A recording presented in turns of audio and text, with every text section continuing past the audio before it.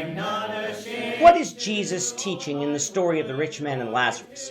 This is the question that we seek to answer today as we continue our verse-by-verse study of the book of Luke on Walking Through the Bible. If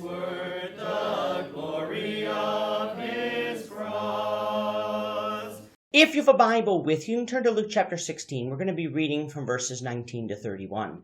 If you don't have a Bible, don't worry. Just follow along with us on the screen. The version that we'll be reading from is the New King James Version. So Luke chapter 16, beginning at verse 19. There was a certain rich man who was clothed in purple and fine linen and fared sumptuously every day. But there was a certain beggar named Lazarus, full of sores, who was laid at his gate, desiring to be fed with the crumbs which fell from the rich man's table. Moreover, the dogs came and licked his sores. So it was that the beggar died and was carried by the angels to Abraham's bosom. The rich man also died and was buried. And being in torments in Hades, he lifted up his eyes and saw Abraham afar off, and Lazarus in his bosom. Then he cried and said, Father Abraham, have mercy on me, and son Lazarus, that he may dip the tip of his finger in water, and cool my tongue, for I am tormented in this flame.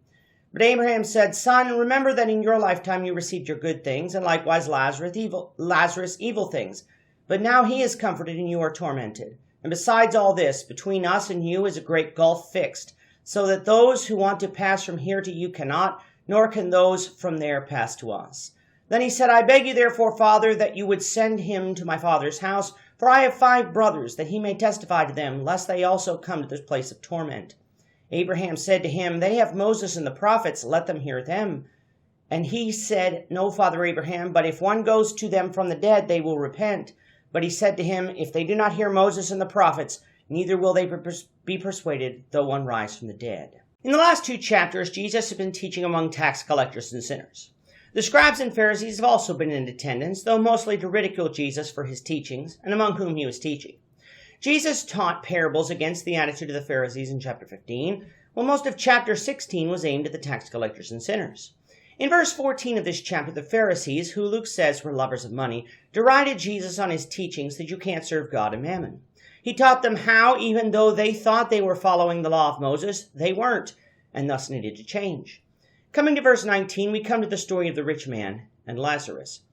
Many argue as to whether this is a parable or a story from real life due to the fact that the beggar was named, where in Jesus' parables the characters are not usually named. In reality, this argument is fruitless, for it doesn't matter whether or not this is a parable, for the lessons remain the same. I guess the real argument exists because of the place known as Hades mentioned in this parable, with people wanting to know if this is a real place where the dead go after death. Let me ask you, in Jesus' other parables, were the things Jesus was discussing based on reality? Were there real sowers? Is there really a mustard seed?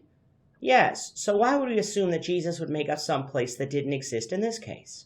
Coming to the story itself, even though this story gives us a picture of life after death, that was not the main intent of Jesus telling it. Remember, the Pharisees were lovers of money. Jesus was giving them a possible look into their future by showing them what happens to those who serve money instead of God. The Pharisees could be described as the rich man, and the tax collectors and sinners described as Lazarus, even though the tax collectors may not have been poor. The ones Jesus was talking to would have to give up their evil ways if they wanted to serve God, and from all accounts were willing to do this. In the story itself, there is a rich man and Lazarus. Lazarus was a beggar who laid at the rich man's gate, desiring only to be fed with the scraps that fell from the rich man's table. He was covered in sores, which, as dogs most often do, came to comfort Lazarus by licking the sores. Over the course of time, Lazarus and the rich man died. The story says that Lazarus' spirit went to a place known as Abraham's bosom, while the rich man's spirit went to a place called torments. The entire place is known as Hades, the realm of the dead. This story confirms that the Sadducees' view of death is wrong, for our spirit lives on. There was a great gulf or separation between Abraham's bosom and the torments in Hades, so that no one from either side could pass to the other side. This shows us the finality of death. Nobody can be spiritually saved or lost after death. Now the rich man in agony wanted Lazarus to come and just cool his tongue with water, to which Abraham said that such was impossible because of the separation.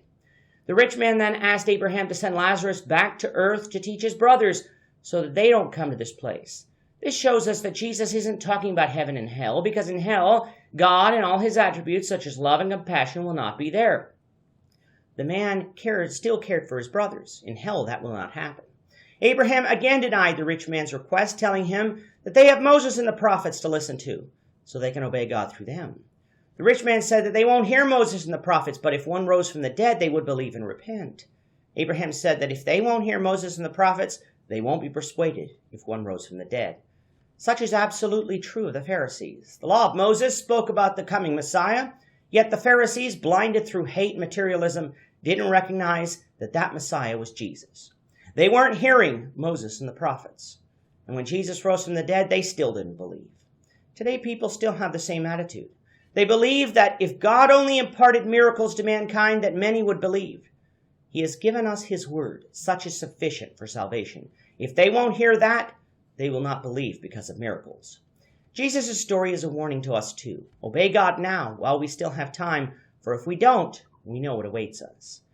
But it is also a comfort to those who do obey, for God will save his own, and come the judgment day, will reward the faithful with heaven. With that, our time is up for today. The Lord willing, we hope you'll join us for tomorrow's discussion of Luke chapter 17, verses 1 to 10, as we continue our walk through the Bible, one verse at a time. Thank you for watching today's episode. We hope that you found it edifying and ask that you not only subscribe to our channel and podcast, but that you like and share this episode among your friends, so that the saving gospel of Jesus Christ can go out to the whole world.